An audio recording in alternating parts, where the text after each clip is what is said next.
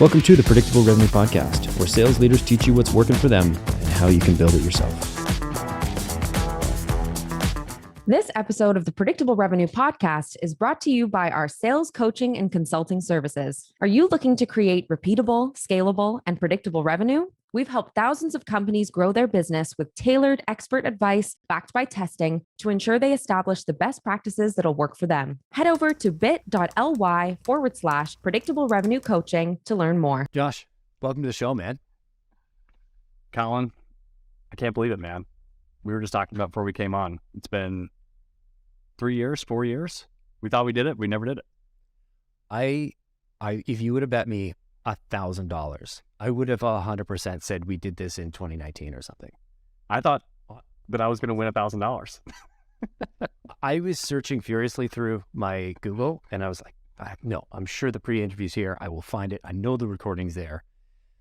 So for those of you who don't know, Josh and I have known each other for a while. We've done some work we've shared some clients. I feel like he's one of those people I've learned a lot from. And I've had the pleasure of working with and having a couple drinks with, and the extreme pleasure of saying I passed him once on a racetrack. Hey, okay, so what happened there was they made me pull to the side because somebody faster was coming. Yeah, and that was danger. Literally, he said that. He was like, shift down, move left, get out of the way. I heard my guy calling, and I was like, I think that's Josh. And he goes, yep. I was like, yes. Laughing maniacally. I still have the video. If I want to cut that into this podcast, that would be hilarious. You want to do the kickoff, Josh's old ideas. Colin flying by. So for those, I probably mentioned a little bit in the intro, which I'll do at the end of this, but Josh and I go way back. He's the head of sales acceleration at Growth Factors, operating principal, a number of things. He's a great salesperson, a great sales development mind. And we're going to talk about some ideas that are off the beaten path for one of the most important things in sales development, understanding how, when, why my offering is relevant to the prospect. That's what I'm excited about, because the usual stuff doesn't work anymore. It might still work, but sometimes if you're setting the same stuff as everybody else, it's going to be less effective. So we're going to talk about some things that you probably haven't seen, probably haven't thought about today, and that's what I'm most excited about. Before we jump into all of this, talk to me about why should we look for a reason to reach out? Why not just take my template email, send it out? Yeah. A couple of reasons, but I think the number one thing that I've learned, throughout the years, that if you even do that, even if you just take the templated email or the templated sequence and just send it, you're going to burn bridges, and you're also going to burn through, your target market, and you're not going to make any friends, doing that. So that's number one. Number two, I personally believe there is no better way to start a good conversation with somebody or have a good meeting than actually setting that meeting in a positive way, right? So if I really do my research or reach out in a good way and set that meeting, when we actually come to that call, it's going to be a lot more effective. We're already going to be halfway through that bonding and rapport, and I don't have to dig my way through it. As the opposite of that is, you'll see a lot of people that take meetings just so that you go away. And that's not the type of meeting that you want, is the just tell me what you can do so you'll stop bothering me, right? So I think it's half bonding and rapport and half just getting to that spot where we feel like we know each other and that we trust each other. I think I would add the context that I think there's a time and a place for maybe not finding or not going super, super relevant and doing the personalization and doing all this. Yeah. It kind of exists on a scale or a spectrum, so to speak. Mm-hmm. If the client is worth so much to you, I guess my video is reversed. If a client's worth $100,000, you're probably going to do a whole bunch of this. If a client's worth $10,000, you're probably going to do less. Yeah. And that, no, I do. But at some point though, it does become a numbers game, right? And I think that's where a lot of people, and I really think this is an old school tactic. It's call more, email more, do more. More is good, but also and I'm not the first person to say this, but giving a megaphone to a clown isn't a good thing, right? So doing more and doing it in the wrong way is not going to be helpful, right? That's what I mean by, burning your base, burning your target market, just running through it. And then you have nothing left, to go after. All right. So I think that there is something to like thinking about what your financial model is and really getting an understanding of like what you actually need to do every day, every week, every month, every quarter to get the job done. And most of the time, to be quite honest, it's less than you think it is, right? I tell all my guys all the time, like, if you can set like one new meeting a day, that's going to do you wonders, right? So then the question becomes, Colin, do you set one new meeting a day by doing 10 things really well, or do you do 1,000 or 100 things not so well? What do you do? What's the choice? Totally. I think it depends on, it's one of those, like, how long is a piece of string, Yep. But as long as a rope. To your, yeah. Hey, exactly. To your point, I'd rather do a few things really, really well, right? I think in general, there's two levers, right, in sales development. There's quality and there's quantity. Those are the two big levers as leaders of sales development teams we can kind of pull on. And I think the more you lean on the quality, the happier I am, just in general, right? I think that is a time and a place for, like, especially first out of the gate for people that are coming up into the organization, they're brand new, you're coaching them, you're training them, and they're trying to ramp. Like, there's nothing good that's going to come to like making 100 dials a day for a ramping rep. I just don't really think so. I think I'd rather you get really good at understanding the message, understanding how to do quality. And then what happens over time is you get faster at it, right? You understand the situations better. You recognize, what are those areas of opportunity or things that you should reach out for when you're doing your research, like we're getting ready to talk about, right? And like something really stands out, like you get better at finding those things over time. And I'd rather you just, like, be careful, do your research, send a good message, and then come back and do it again and again versus, just put a bunch of people in and they go. And Colin, honestly, if you ask an SDR, BDR, XDR, you'll ask them, like, which one would they rather do? Nobody likes to feel like a robot and just stick stuff in a sequence and press go. Like, that's not fun. 100%. That's what Marketo's for. That's what HubSpot's for, right? Like, yeah. You don't want to be automating humans clicking buttons. And maybe we'll get there. I'm shocked that we don't. I hate talking about ChatGPT. It's like the third time I brought it up. It's like, but I'll be shocked if that you don't see SalesLoft and Outreach and whoever else have that integration, sometime in 2023. Like, it's coming. Yeah. I mean, I hope they do and I hope they don't. I think there's an opportunity there. I mean, you and I've had this conversation before, not on the podcast, so I guess that's why we're here doing it. I think the real benefit to ChatGPT and large language models as a whole is in helping us get better at targeting and the processing of information related to our target markets.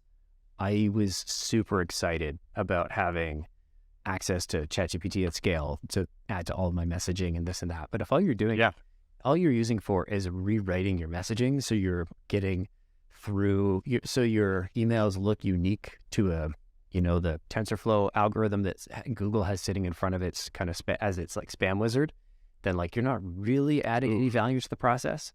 It's not going to be good either.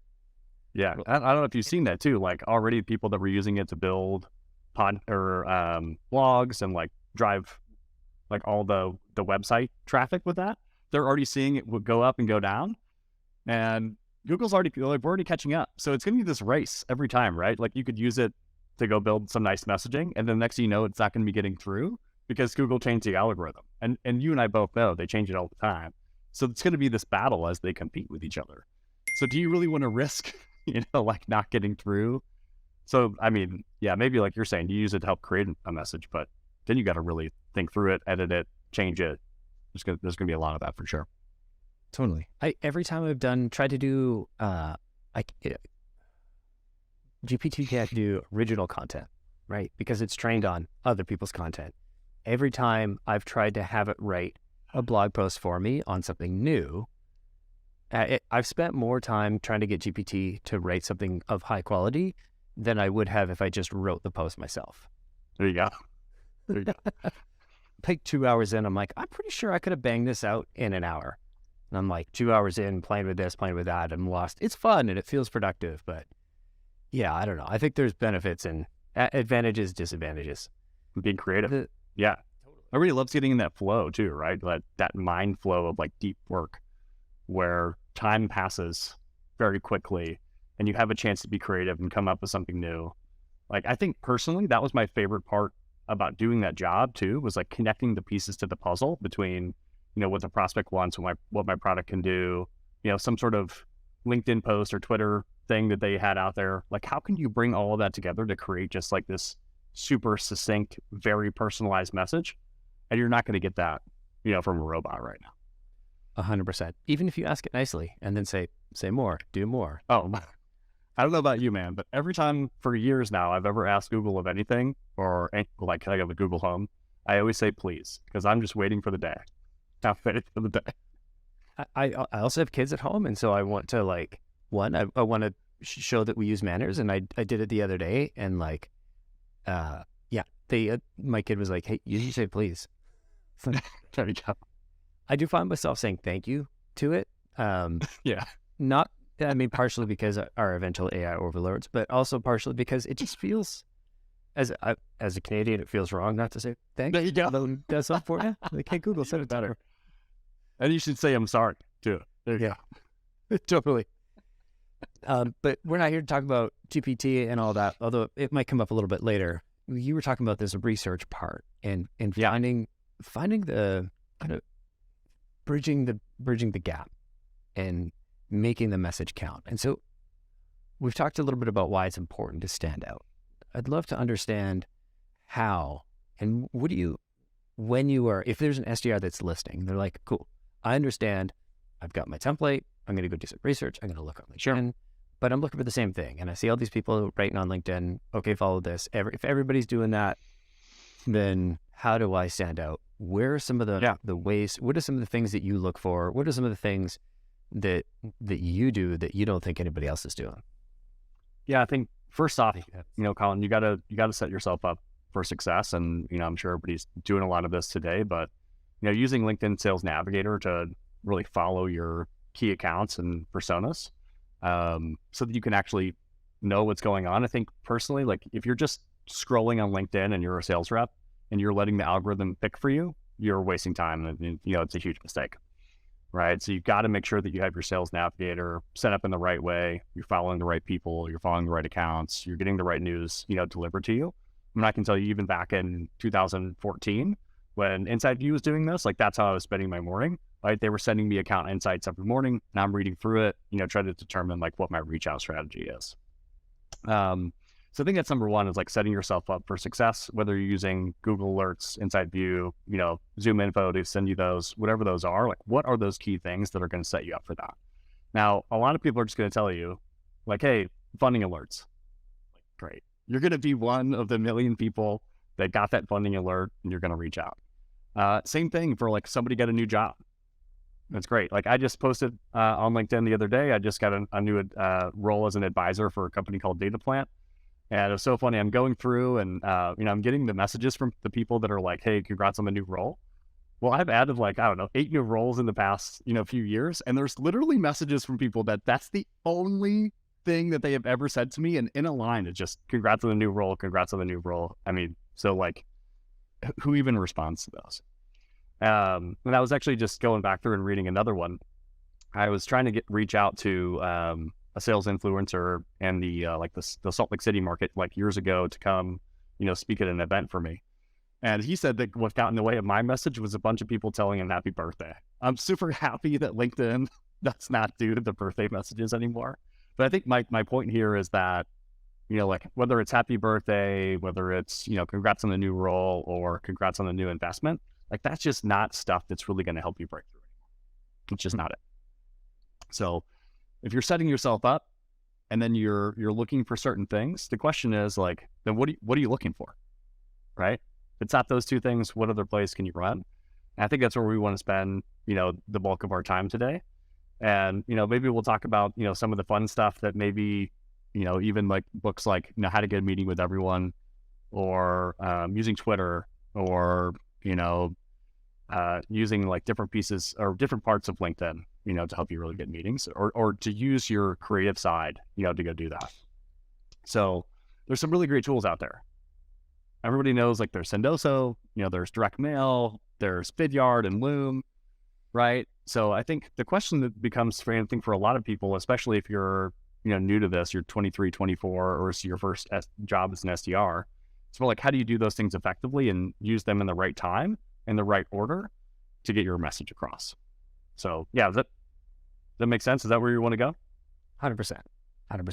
You said, hey, all the roads I normally drive on aren't working or aren't working as well because everybody else is driving down them. So you said something interesting about SalesNav, right? You've got it set up a certain way. You're not relying on the algorithm. You've set yourself up to catch these moments, whether it's on LinkedIn or Twitter or wherever. So I'd love to understand how we start there. How do you set yourself up to catch these moments? Because I think we started talking about messaging, but this is not necessarily about messaging. This is about timing and relevance. And I argue this is a method of like targeting. And my argument is targeting wins the day every day. If you have somebody that's relevant and it's relevant to them right now, it's better than the best messaging into somebody that it's not necessarily relevant to right now. Yeah, no, especially if it's top of mind for something that they, just did. So I think I wrote a LinkedIn post, oh my gosh, it must be at least 5 years ago. So I'm updating myself, a little bit here. But one of the things that I've always, found that's really effective and still is today, and I promise you that, is this triple tap, methodology that starts all with making sure that you're getting the right messages and the right data inside of your LinkedIn feed. So the situation, and you guys can go and replicate this, is, you find that, that most recent post at the company that you're getting ready, that you're targeting, and just look at what the person said. What did they share? Was it a podcast? Was it a blog? Was it an update about their company?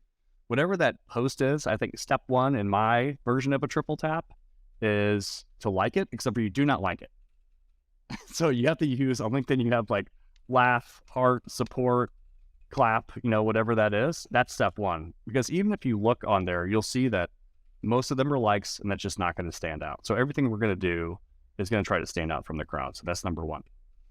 Inside of that, go and read what that article is. And my example for this one from years ago is this person I was trying to get in contact with had shared something on what they call the final straw or the last straw.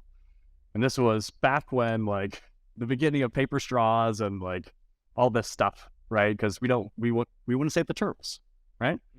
And she had shared like a GoFundMe on a metal straw that you could like fold up and like put on your keychain. So, I did the heart scenario. I'd commented something on there around, the final straw, and then shared her with her the fundraiser, and then immediately went in and crafted an email so that number one, that and then that comment, and then that email all landed within about 10 minutes of each other. And the great thing about that is when you get those 3 notifications, in a row on your phone, and it's from the same person, it's going to make you respond. You have a higher likelihood of response.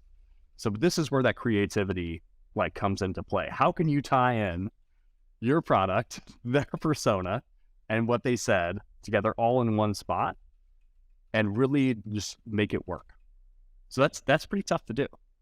You have to have a really good understanding of your personas. You have to have a really good understanding of what your messaging is to do that. And you have to use that creativity, that thing that, that AI chatbot, can't do, to tie it all together. So, I don't know, is this something that you've heard about before, Colin? I mean, I don't want to come on your podcast and talk to you about something that you've heard 100 times. Yeah. No. I mean, even if we have heard it, the reason we do this podcast with different people is because different opinions are valuable, and it's different opinions at different times. And you're somebody who has influence over hundreds of SDRs at this stage. No, maybe. Yeah, definitely. I can do math. and listener, trust me, we're doing multiplication and not addition when we're trying to the number of SDRs in General Sphere. But he's a humble guy from St. Louis with a humble hockey team. Didn't do that. No, they're terrible this year. Yeah, we're not going to cover. So, but I think that method has worked really well, for me. I think there's a couple things that I just want to reinforce that are important. the creativity, tying it all together, but also the timing of it. You can't do those three things, and this is where I think sometimes the flexibility out of, Sales Loft and outreach and things like that just doesn't really give you like what you need. And this is doing things outside of the norm is so important, is that you do something like that to stand out. Because what most people are doing is they're sending that email, they're like, hey, my boss told me to wait 3 days and then I'm supposed to give you a phone call. That's great. But I can tell you right now, when things are stacked on top of each other, it really becomes top of mind. And think about that in your personal life, right? If you have Colin, if God forbid, like somebody in your family got sick, right? And you called, or somebody called you, you didn't answer. And then your phone rang again. You didn't answer, but it rang a third time. You're going to pick it up, right? I'm not advocating that for that as like a best practice. Like I've seen some people talk about like, calling people 2-3 times in a row to make sure that it's, that you get through. But that's just like part of like how your brain works. When something like that continuously happens over and over again, right? You're going to be more likely to respond, or at least take a look at it. I mean, I can tell you right now, and maybe you, Colin, as well, like there's a lot of emails in your inbox and they get skipped over. But when something is there and then on LinkedIn and then in another spot, all of a sudden, like it becomes a lot more relevant and you're at least going to take a look at it. I'm glancing at it 100%. And I think this is, so let me recap your post, then I'll add my context or recap your process. You're starting with a post from a prospect on LinkedIn. You're going to engage with it, but not the standard like button. You're going to read the article, comment on it, reshare it, and then write a personalized email based on the content of what they posted. I got that sense? Yeah, and I might even, that same verbiage that I put in my comment or on the reshare, I might even put that in my subject line in my email as well. Totally. Right? I'd also put it in my voicemail script, because here's the thing about trying to reach me. If you look at my Gmail inbox, it's disgusting. It's I don't want to talk about it. It's so bad. You're talking about message consistency. No, I'm talking about just the quantity of emails of people trying to reach me for relevant things. The people that know me, that are part of my company, that are suppliers, that are customers, that are whatever. I get tons of email. I get tons of LinkedIn. I get tons of phone calls. But if you're an SDR and you read something that I posted about, say the SDR field guide that I put a ton of time into, and you write a thoughtful comment about it, you've taken 7 minutes of your time and you've invested that. Now what you want to do is maximize the return you're going to get on that investment. And you're going to put the same message or roughly the same message in your email, in your voicemail script, and on LinkedIn. So that, imagine that and you probably see this too, right? Like if you had something really great like that, the survival guide, and then somebody said, oh, this is great. And then they sent you a LinkedIn invite and said, hey, I just read your survival guide. Loved it. But they didn't like push you there, but then they came in an email like 20-30 minutes later and it said the same thing. So now they've got your attention. Totally. Yeah. Hey, I love your podcast. Follow you. Yeah. Cool. Thanks, man. What's your favorite episode? Like I definitely respond to people on LinkedIn that are just reaching out and saying hi. I get people that ask me questions about sales all the time. They're not trying to necessarily sell to me. And I'm not trying to say like, hey, you should, like the podcast and use this as an excuse to like try and be. That's what's coming right now too, just so you know, like that's coming. Totally. I mean, I run a sales podcast. It'd be kind of disingenuous if I was like not expecting it. Yeah. I think if you're going to invest the 7 minutes in personalizing something, give me 3 opportunities to see it, because the worst possible outcome would be you spend this time, you write something really thoughtful, you nail it. And then you only send it to me on LinkedIn. And to your point, I get at least 10, maybe 20 LinkedIn messages, invites a day. And like my marketing team will also log into my LinkedIn and like accept all the invites. And so suddenly I'll have like 30 messages in there. And like your really kind and thoughtful message gets buried.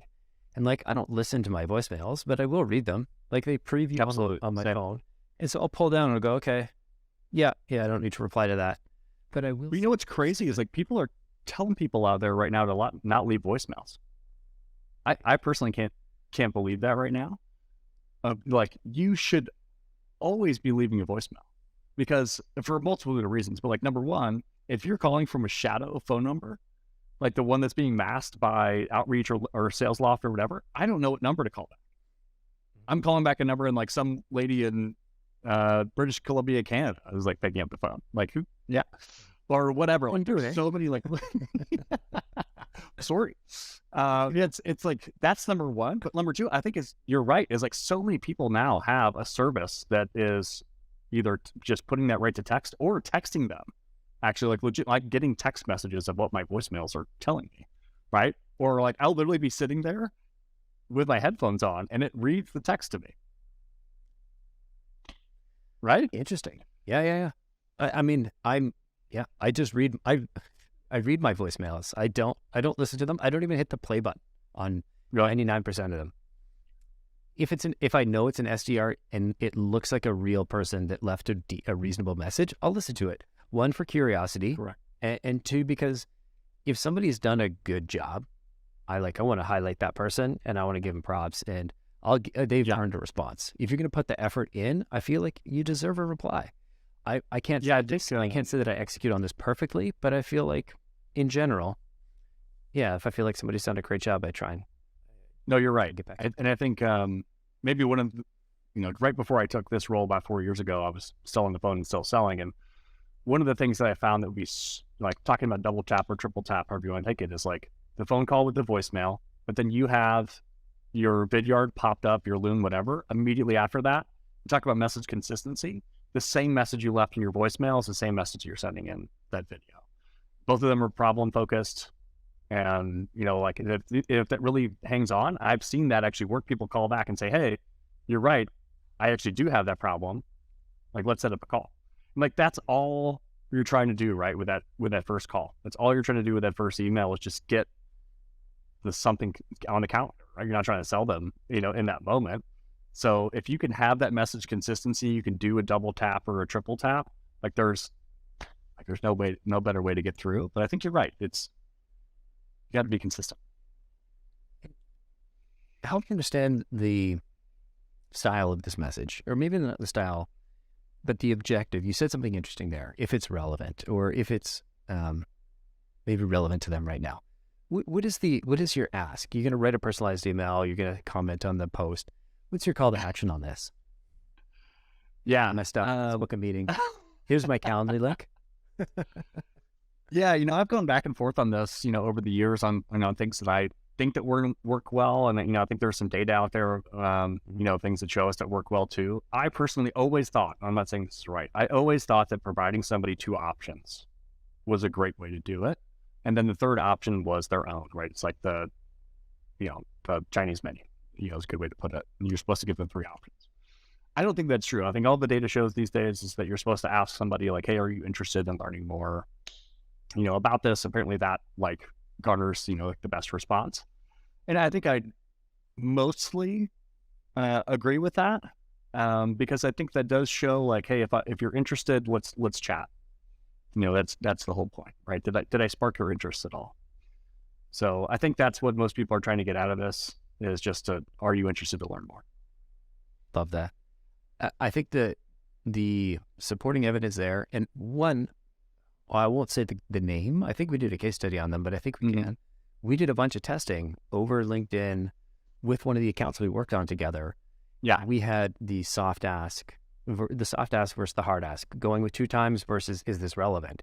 Yeah. Is this relevant? One by like a multiple of 3. Is 3x more effective over LinkedIn at the time we ran it? So yeah, I know this is the personal favorite. All right. This is the secret.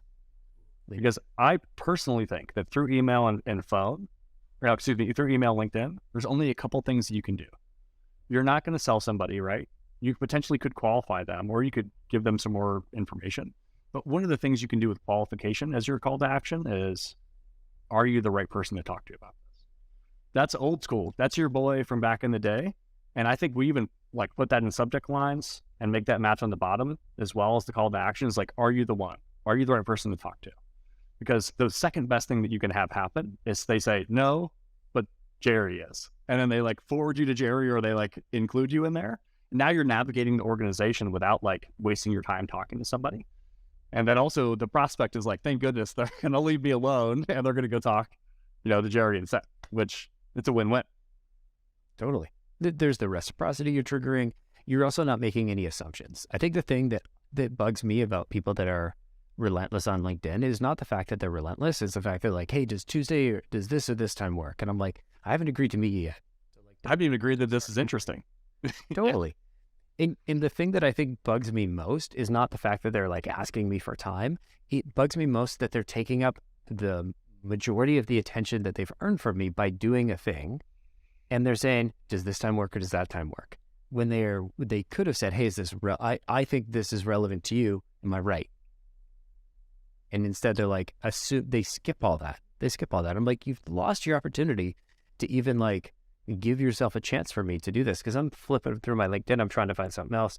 If I've stumbled across your message, I'm reading it now. Make it super easy for me to go, yeah, this is relevant. Worth a chat. Not like, that's the second part, right? Make it easy. Make it easy to respond or to say no. Still steal that one out of the original predictable revenue book all the time, right? We're doing pipeline reviews with reps and things like that. And like, hey, I can't get someone to respond to me. It's like, well, we got to make it easy to respond. Like, look at your email that you sent over, like while you're trying to track someone down. It's got 10 things in there. And at the bottom, your call to action was something that's just too complicated, right? So I think even like if you think about follow-up, or, you know, some people like to use this whole bump thing. It's like, make it really easy to respond, right? And just say like, hey, if you don't respond, I'm going to leave you alone. Or like, let's assume, you know, that this just isn't for you, whatever that may be. And you can trigger, you know, some sort of reaction from that. 100%. I love the triple tap. I'm 100% going to use this. I'm thinking of like, I'm going to do this in Clay for sure, because that tool is cool. We're going to have Varun and Eric from Clay come on the podcast in a week or two. So if you're curious of like, how do you automate not some of this, but maybe some of the discovery of this or the like setting yourself up, that might be an interesting podcast to check out or to keep an eye out for. And Josh, I'll send it to you because we got, I think, one of the founders. I can't remember what their titles are, but yeah, it's Varun and Eric. They're great people. They've been super helpful. We're going to talk a little bit more about automating some of this stuff, not the actual writing of the message, but the discovery to make the grunt work easier. I wanted to kind of transition into, you had mentioned Twitter, and I was like, hang on, what? Tell me more. Well, first off, if Elon Musk like doesn't ruin it and they like go under soon, like maybe this will be all said and done. But, you know, I've spent, you know, a ton of time on Twitter since 2014, and I still do today. And, you know, there was one time when I was prospecting that I got like the most sincere compliment that any SDR or anybody that prospects could ever get. And this gentleman told me, he said, Josh, while you were prospecting me, I was taking screenshots of everything that you were doing, and I was sending it to all my friends, and I was going, wow, like, look what this guy is doing. Like, he's really making me feel good. And like, when he calls and he tells me who it is, he was telling his friends, like, I'm actually going to answer that phone call. Right. So I think that there's a couple ways that you can, I don't know, massage someone's back from afar and like really make them feel good about themselves. And one of those ways is to use lists on Twitter. So there's a special function inside of there that allows you to create a new list and then add people to it. And if you go on my Twitter, you can see some examples of this where it's, you know, go ahead. No. I was just, they kept through this when you, sorry, I'm totally stealing your thunder. When you get added to a list, it's like somebody, so-and-so added you to this list. And you're like, oh, I'm all big and fancy now. Yeah, that's actually part of it, right? And also, what most people don't know is that the way that notification comes through on your phone is like a single bar of notifications. So you get like some space on your own when you do that versus like if somebody follows you, like it gets jammed on like, hey, 14 people followed you.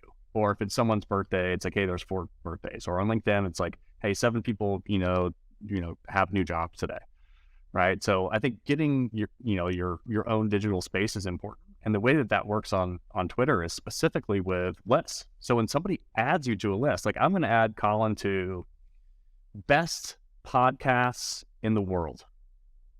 I add Colin, I'm going to add predictable revenue into that. / in Vancouver that talk about styles that have a left-handed host. Right, there you go, right? Now that would, you'd be like, oh, wow, this is really weird. Like, how did... oddly specific. There was a lot of research on me, right? Now you're impressed and you're like, okay, who is this guy?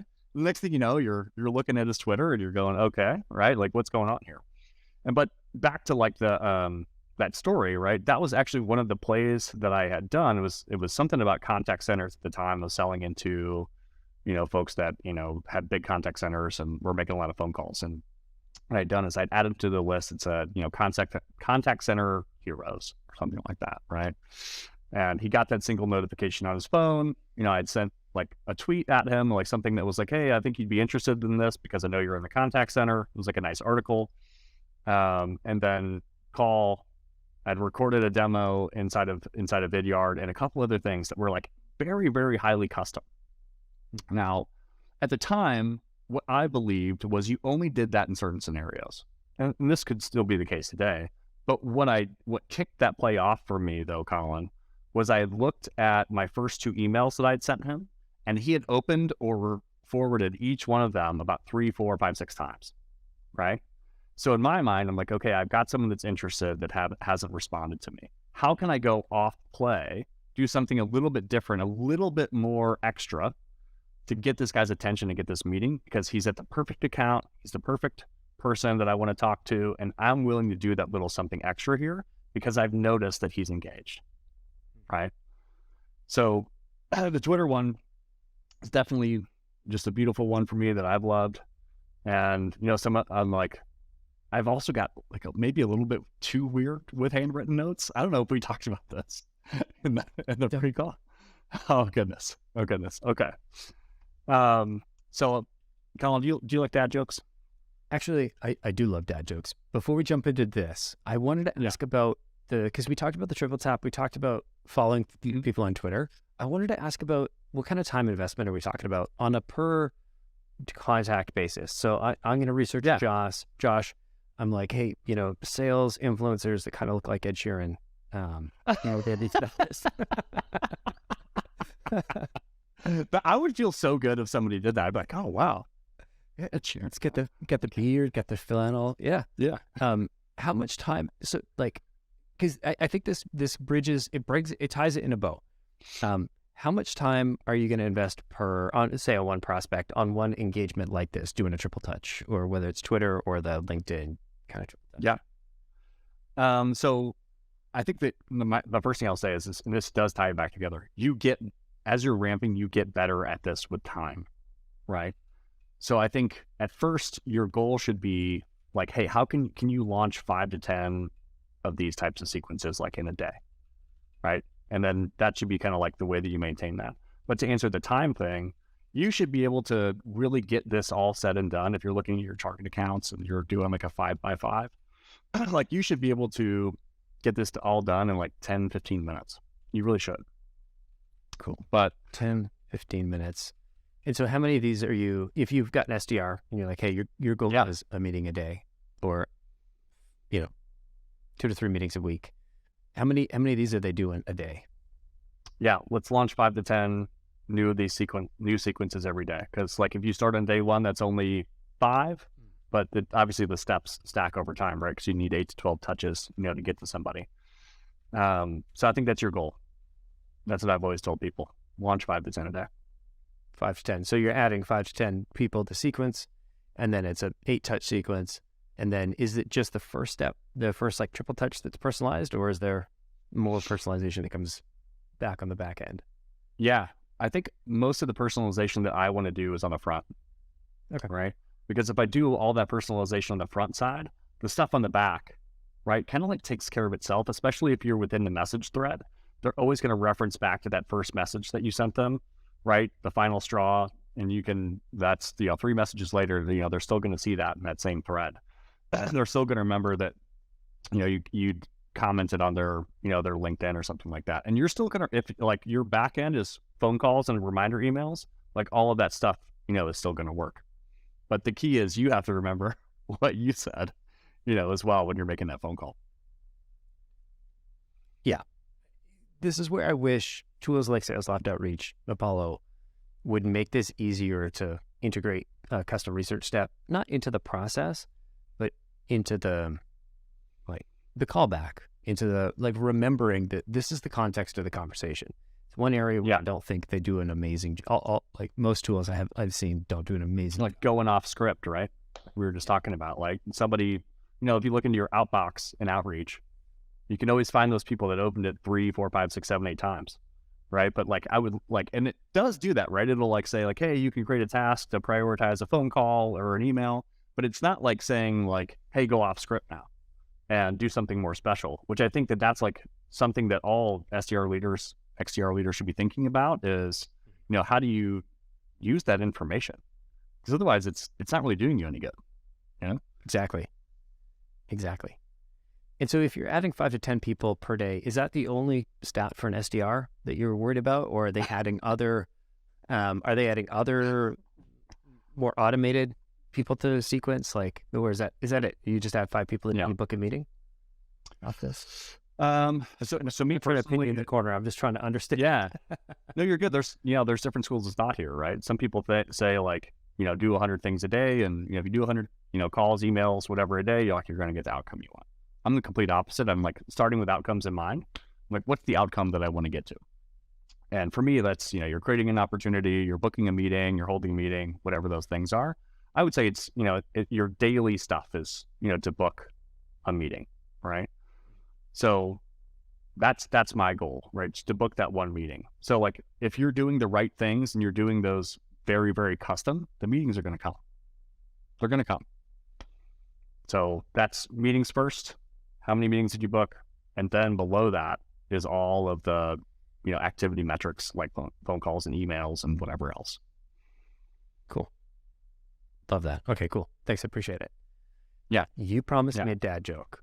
You said we were talking about handwritten notes and you're like, do you love dad jokes? Yeah. To that. We had this whole build up too, man. And you just like, we just took it apart and we threw it in the trash can. I know. I was like, we were working towards something. I'll get back and I'll segue back into with what do you call 2 octopuses that look alike?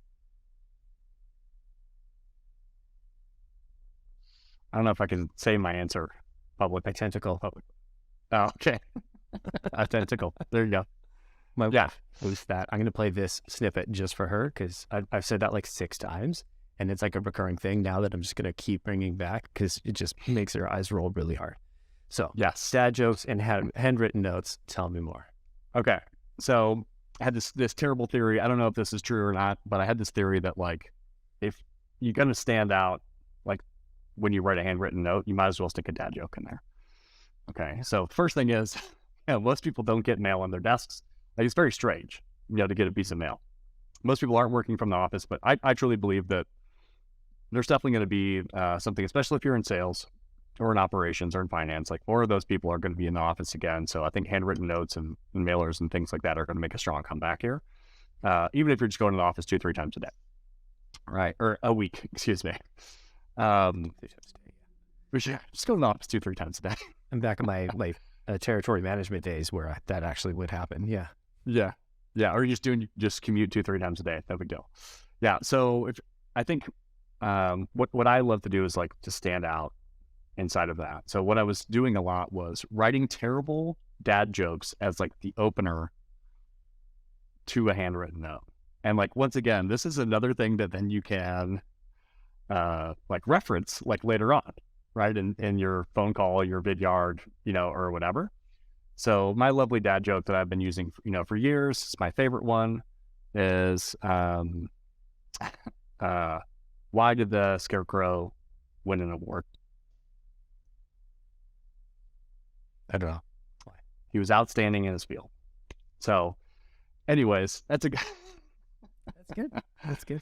That's my favorite one, but also was a really easy segue into talking about an award that like the company won, right? Like, hey, saw that you won Best Places to Work, saw that you won, Fast 500, whatever those things are, and trying to like put those two things together. And then once again, segueing into, why they should listen and read the rest of this note and why they should call back to the business card that was like left inside of there.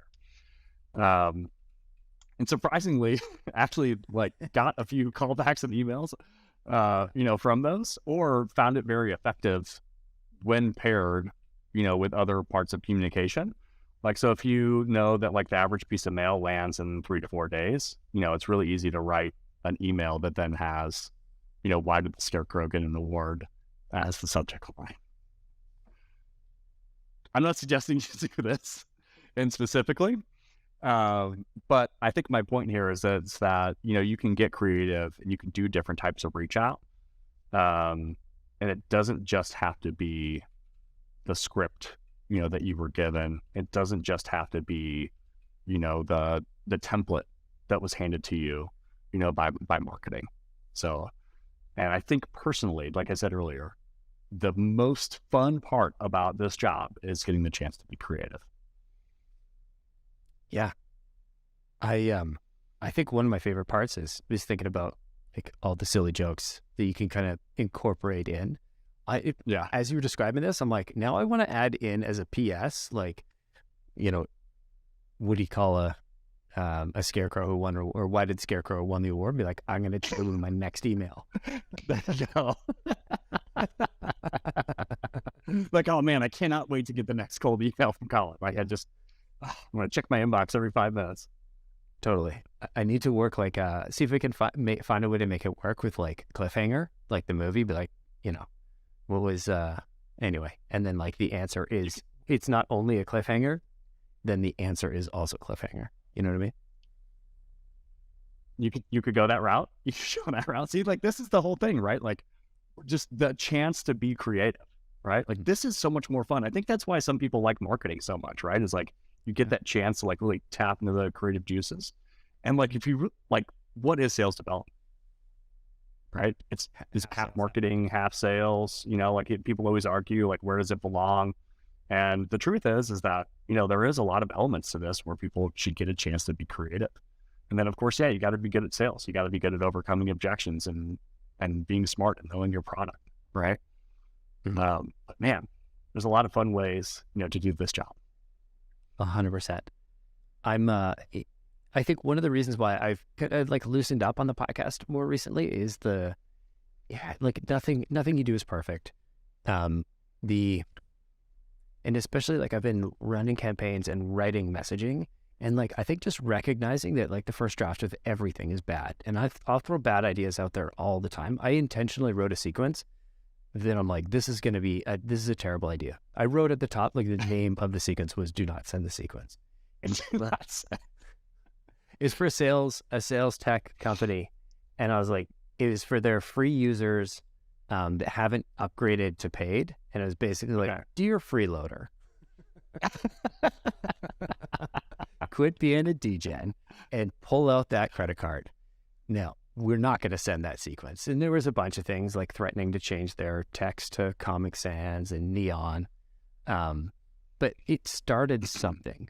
Right? I threw out a bad idea and it sparked a better idea with somebody, because the bad idea was an insight wrapped in a crappy idea, right? We were able to actually turn that into something better.